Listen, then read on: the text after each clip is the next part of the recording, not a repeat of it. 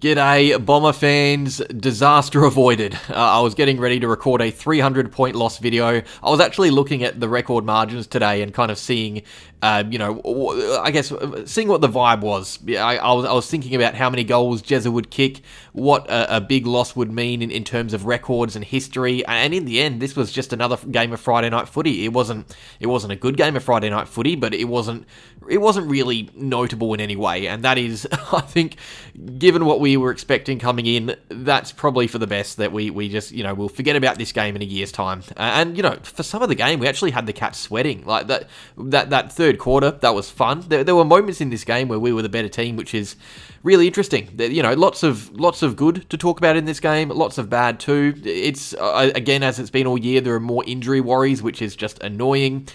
I mean, yeah, a much lighter review than I was anticipating during the week. I thought this was going to be a very rough watch. In the end, it was just a game of footy. So yeah, leave your vote in the comments below. Let's get cracking. Quarter by quarter recap. The first, early days, it was a pretty good contest, a good arm wrestle. Same as last week. We had that early pressure. We kept scoring against us to a minimum. Unfortunately, we couldn't hit the scoreboard. And then, after a while, I don't know what happened, but Shannon Neal must have got confused and thought he was the one chasing 100 goals. He towered over us and kicked the first 3 goals of the game. Dempsey gave the Cats their fourth. It would have been a goalless turn, but thankfully Liam McMahon bobbed up to make things look better than what they were. The quarter-time margin was 21 points, not as bad as what we were thinking it would be. The second, more of the same. We got started early. Liam McMahon got his second, but then it kicked off. Jezza doubled up to bring his ton quest closer. Brad Close got his first on the board. At halftime, it was 52-15. Both our goals were kicked by Liam McMahon. It was Liam McMahon versus a very inaccurate Geelong. The third, it was Liam McMahon again. He kicked his third goal for the game, Essendon's third goal for the game. The Cats did get one back, and then I don't know what happened. A flick was switched. A switch was flicked. Out of nowhere, the Bombers, they woke up. Merritt got one. Guelphy. McMahon got a fourth. Jade Gresham kicked his first of the night and got us back to within 20 points. It was a beauty of a run. About 10 minutes of the Bombers being the better team. The much better team, too. It was 4 unanswered goals. Geelong would respond with 2 red time majors to make the lead a bigger one. It was 32 points at three-quarter time, but we did win the quarter. And the final quarter, we got off to a good start. We reduced the lead again. Andy McGrath kicked his first of the year. Xavier Dersma kicked a lovely goal, but didn't bring out the bow and arrow, which is probably fair because then the Cats, they've put the foot down. They kicked the last few, ended up winning by 44 points. Fairly comfortable 44-point win. A lot less comfortable than what we were thinking going into it. And to start, if we should talk about expectations, because history will tell us this was a very comfortable win for Geelong, which it was. A 44-point win it wasn't close. We know that. But going into this game, I tipped the Cats by 80. I thought I was going to be way off in the wrong way. I was being generous. Before the game, I was thinking 100 points was on the cards. The odds, by the way, I checked Sportsbet, $34 we were paying to win. Geelong were 1.005. So if you bet on Geelong to win, you would have got not even 5 cents. You would have got 0.5 of a cent. That is what they were paying to win this game. It was, I've never seen that before. You guys let me know if there's been a bigger, underdog or difference than that. But to put it into perspective, West Coast, who are last on the ladder, playing the top of the ladder Crows, are $17 to win. So that's half of what we were. You don't want to be happy with the loss, but for this one, everybody knew that the Bombers were going to lose this game. I was expecting a very big loss. I'm content. I think this was a stronger performance than what we've seen for lots of the season. This is probably a better result than some of our wins, given the circumstances. I think, yes, a 44-point loss is never good, but you do have to think about what is happening with both these teams. The Cats are a much, much better team. They're challenging for a flag. If we're fully fit, I'm probably backing in a 44-point loss as well. We're not fully fit. We've got 16 or 17 players out, including plenty of our best. To get that margin, that is exceeding expectations. I don't care what you guys... It is. And it shows that above all else, there was effort and intent. It is really easy for a club in the bottom 4 with over a quarter of the list out, injured, to drop heads against a top 2 team or a top 4 team. But we didn't. The kids had a crack. It didn't go amazingly. We didn't get the win. We didn't really get close. But we do have to say they had a crack. Even the blokes we love to hate, I thought Gresham had some absolute howlers, but was clearly one of the guys out there trying his heart out. You got the out-of-contract guys, Laverty, Shields, Shield, Pryor, Goldie, they were all having a crack. I thought the effort from everybody was good. The pressure was good. Look, you look at young rebuilding teams, all right? West Coast, Richmond, North, they're all out there suffering big losses. We were a few weeks ago. I mean, to end the year, we're not. It surprised me that we're remaining competitive this long, especially after some of the early games, including, one against Geelong earlier in the year. I think you've got to be happy with the effort we're showing now. Like, it swings around for young teams. You can't really remain consistent if you're a team this young. Just look at every rebuilding team. This happens all the time. All things considered, given where we are, we're in a weirdly decent form patch. Will it last? Maybe not. Probably not. We're probably going to lose another big game to end the year. But I think we do have to, given where we're at, just look at things and not be happy, but be content. I think the boys are giving it a crack, and that is pleasing. We're not dropping our heads. We're going out. We're fighting till the end, and that is good to see. But with all that said, there is still plenty to dislike. The connection just isn't there. It is really frustrating watching us go inside 50. It started from, the first inside 50. We had all the play to start, all the control early, but we just wasted everything going inside there. And look, a lot of that is a team that has no connection. You've got mid-season draftees as marking targets. You've got first-year players delivering to them at times. You're, of course, going to have breakdowns in play and missed moments because of a lack of synergy. The Cats make it look easy because they've got so many good players who play good footy together. We have guys who weren't even playing AFL last year on the ground. We had close to 10 on our team, I think, who donned the sash for the first time this year. A great deal of it can be down to that. But I mean, even with that, some of the decisions being made were just odd. Like even guys like Merritt and Shield and Gresham all fluffing chances going forward, putting it on Matt Guelfi's head. I don't know what they thought Matt Guelfi was. I thought the role of Matt Guelfi was to negate Tom Stewart. Instead, we were putting it on his head so Stewart could, try and have specky practice on him.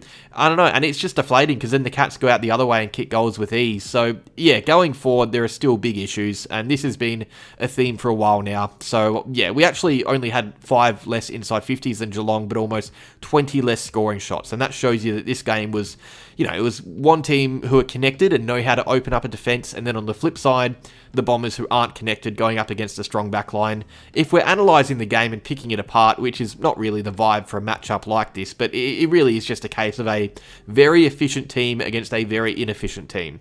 The bad news is we got to really work on that efficiency. That is something we really need to hone in on. The good news is you take out some of our bigger names and we still match it in a lot of areas. I thought we didn't match it in the contest, but we weren't completely bullied.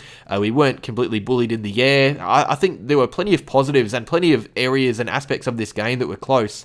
But yeah, if we're continuing to kick it on Guelfi's head, it is, I don't know. That did stop after quarter time, which is good. Scott probably gave the boys a bit of a talking to, but why was that even happening to begin with? So yeah, the ball use, not even the ball use, but the decision making going forward is just not good enough. It looked like the Cats were going to break intercept mark records at one stage. It was really shocking to watch. But also, as dull and frustrating as we were at our worst, there was some real excitement out of this game. That third quarter, when we got a run of things going, that was exciting. The boys were up and about. They were having fun, playing to win. It was fun to watch. Again, in the game with a sniff, that is important. We weren't blown out after halftime. We were in this game. Even in the fourth, we were a few goals behind. We didn't just roll over. We competed. But, I mean, some of the individuals as well. Like, for starters, he didn't have a great night, but Isaac Kako in the midfield, that is awesome. That is great coaching. He probably did set us back a little bit when he was on Bailey Smith, who was, going sicko mode. I don't know how many clearances he had, but that experience to be there for the first time on heavy minutes is awesome. That is great. We need more of that. You had Archie Roberts get so much of the ball, the most on the park. Lots of turnovers, 9 for the game.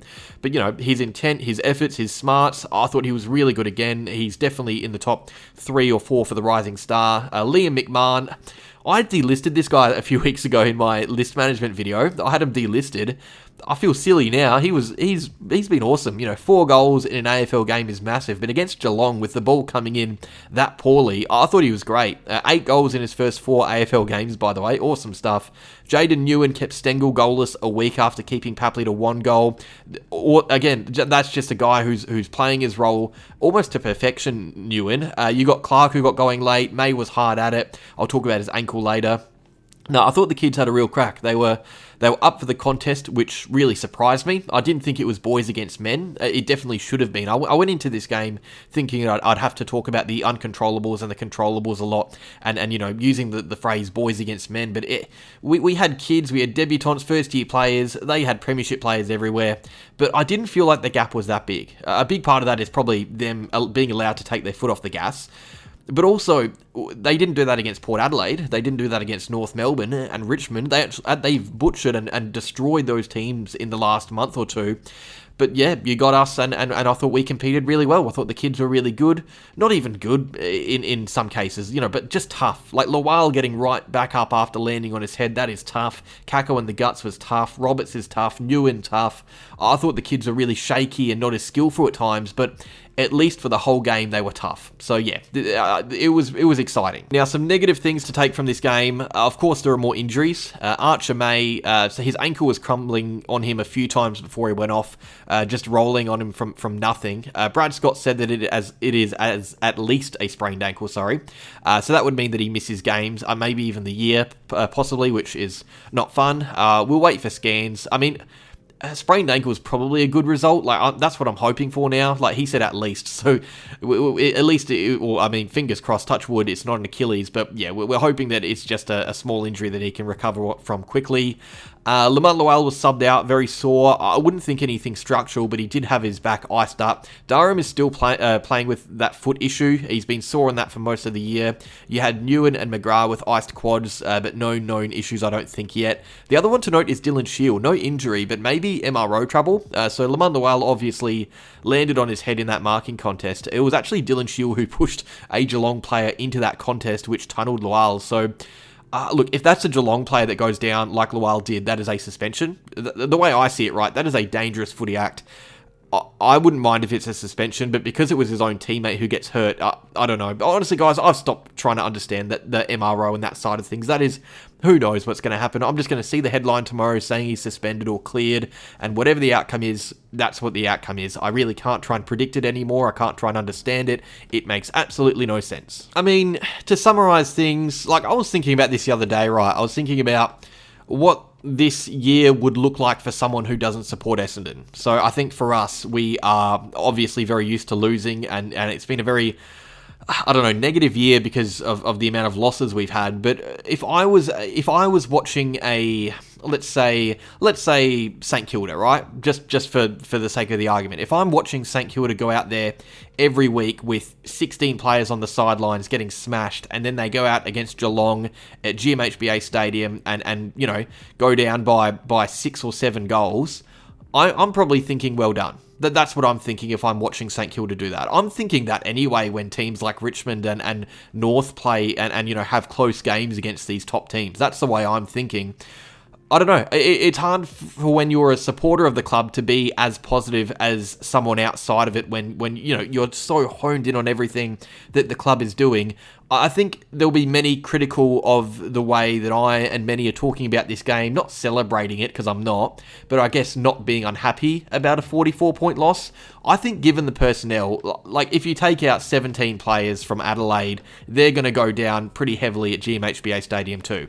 Do I think Essendon are as good as Adelaide? No, I do not. Nowhere near. We are crap compared to Adelaide. What I'm trying to say is, given the circumstances, given where we're at as a club, plus the personnel issue that we've got going on, a 44-point loss is much better than we could have imagined. Yes, that is, it's not good that we should be thinking like that, but that is where we're at as a club, being that rebuilding team. We can't be contending with Geelong and Collingwood and these top teams every week. That is just not going to happen at this stage of our lifespan. We've seen Richmond have patches. They're now getting smashed. North Melbourne, the same. West Coast to just West Coast. The way I see it, it wasn't a complete blowout, and we still had levels we could have gone to. That's what really intrigues me about this game, because yes, Geelong could have gone to levels and made that scoreline a bigger one, but Essendon could have gone to levels too. We weren't at our best. We were making mistakes. We were playing really crappy footy at times. I don't know. It was. I see improvement from this game. I see. We've had wins this year against North Melbourne, against Port Adelaide even. I'm trying to think back of some of our wins, but that was so long ago, where, you know, we just get the 4 points and that's that. You're happy because you won, but, you know, what do you get from those wins? Whereas it's this game where we go down pretty heavily, you see Kako fighting out in the midfield. You see Newen as that role player in defence that I didn't think he'd be doing this year. You see Roberts getting 33 touches. You see genuine hope for the future in a game like this, whereas, you know, if we win against North Melbourne, you know, you might see Merritt get 30-odd touches, but it's just 4 points and nothing more. So I think in a weird way, this game has told us a lot more about our team going forward. Am I convinced that we're going in the right direction? No, you never really can be in a rebuild, but at least there are signs and hope. You know, you've got Mick Mahon coming out and kicking 4 goals. Who would have thought that would have happened? Not me. I had him delisted, remember. Nah, I think overall, you've got to be the most glass half empty person to be upset with this loss. You can't be thrilled with a loss. You never can be. But, you know, you can see the positives. You can see the direction. You can see going forward. I also see the negatives. I just hope that the club is doing the same thing, identifying the positives, but also identifying room for improvement. And if you look at some of the coaching last night, I see that. I see Scott really trying to improve this team for the future in quite a few ways, trying new things with this team. This was a very positive game for the most part, I think. In the end, we were just nowhere near the better team. We were far worse. Geelong looked very good this year.